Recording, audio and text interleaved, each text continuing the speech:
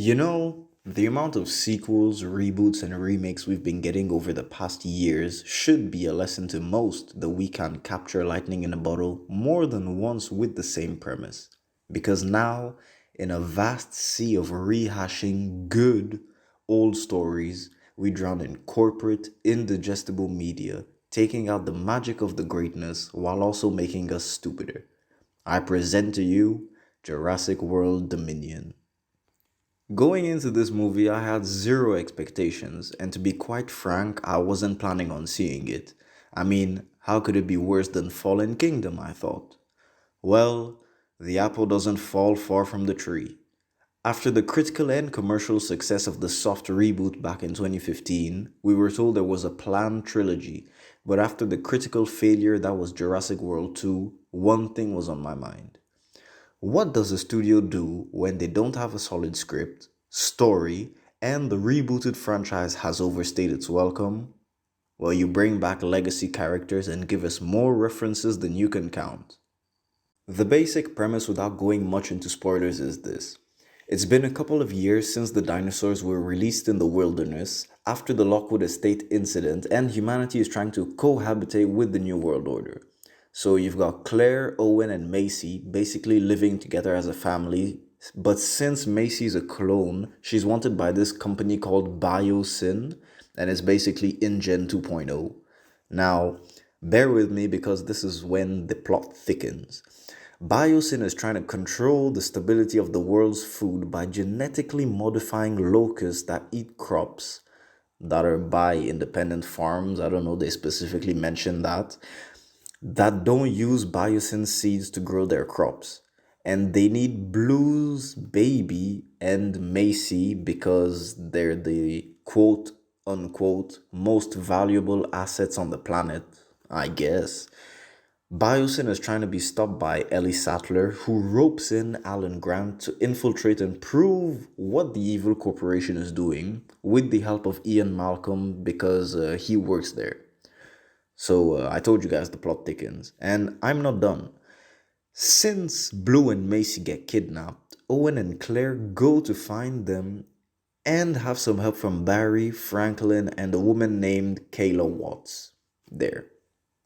First of all, the plot was way too overblown for its own good. It did work as a way to bring the legacy characters and the reboot characters to the same place for the third act, but man, after about 45 minutes, I was really zoning out of the dialogue scenes and just waiting for dinosaur action to numb my brain some more.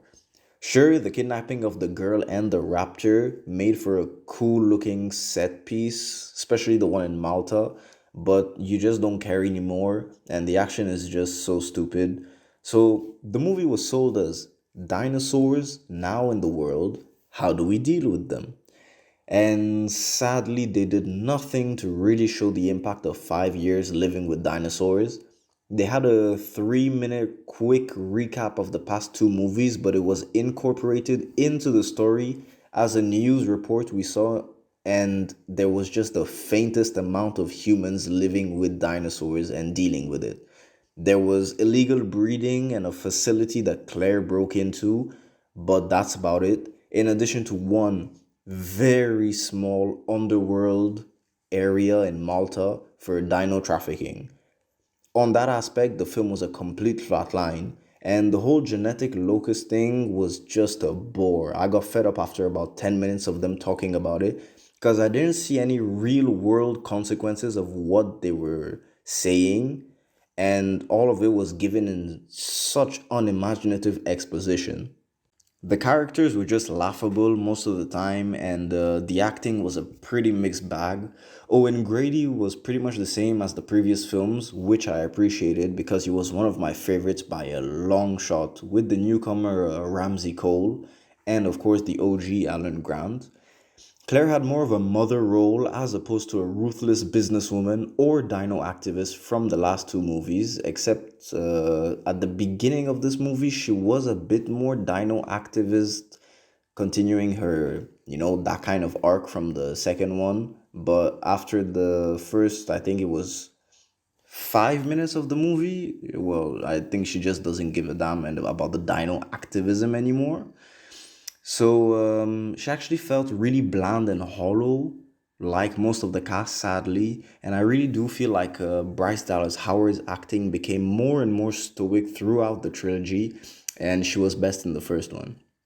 I actually loved what they did with Franklin Webb's character, getting rid of his incessant screaming and fear without even the dinosaurs, to a calm, resourceful character. This one surprised me a lot, and I wouldn't have minded seeing him more in the film. Most notable was that new guy called Ramsey Cole. He wasn't in the movie as much as I hoped to see him, but he had a very solid acting, and though there wasn't much to work with, he didn't feel like a wasted character. Now, I'd have to say that the one with the most boring and bland characters was Kayla Watts, and it wasn't helped by the actress's one note performance. She had the same smug facial expression the whole time. I genuinely liked her for the first 5 minutes of her screen time, and she actually reminded me of a female Blade. But believe it or not, all of that went out the window after those 5 minutes. Now, for the returning characters, Ian Malcolm was the same. Jeff Goldblum, damn, playing himself.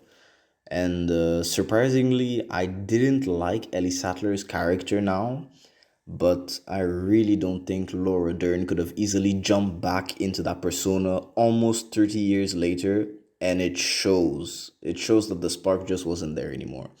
Alan Grant, on the other hand, was the best out of the bunch.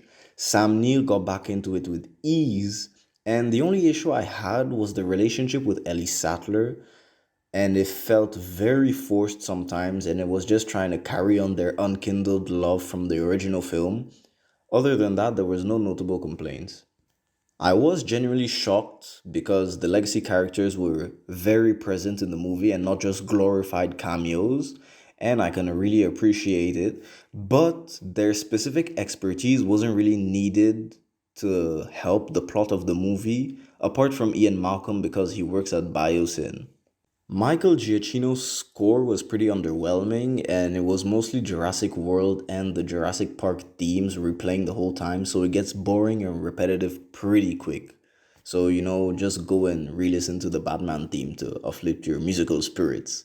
And cinematography wise, it was pretty standard. There were no shots that stood out. Nothing made me go wow. Nonetheless, the CGI was pretty good on the dinosaur side, but once it was a close up of someone riding a bike or a horse, you could tell instantly that it was all green screen or stunt doubles. Did I enjoy the film? I'd say it depends. Taking it at face value and being watched as the movie it's supposed to be? No. Laughing at the outlandish, unintentionally funny scenes and not taking the movie seriously because it knows for sure it's catering to a below average intelligence audience. Well, yeah, sure, I'd enjoy that. I guess the target popcorn munching audience. So, for one thing, it does right. For example, there's a scene with some good tension, and though it can be laughable, it does way too much wrong to insult your intelligence. Either that or the writers just didn't care. So, keep in mind that the movie didn't do a lot right. In the end, Jurassic World Dominion was a mediocre corporate made meal that didn't seem to have any heart, even by bringing back notable characters, powered by a subpar script and a mixed bag of actors. Filled with loads of nods, references, and sometimes meta moments like a T Rex recreating the film's logo. So this whole premise could have been explored in so many different ways than a couple minute montages at the end and at the beginning of the movie. I'd say watch Pacific Rim to see what they did with that aspect specifically and how it turned out to be so much better. And if you want to see Chris Pratt fight monsters in a popcorn muncher, well, just watch The Tomorrow War. Finally, if you want to see a good dinosaur movie, look no further than the 1993 original.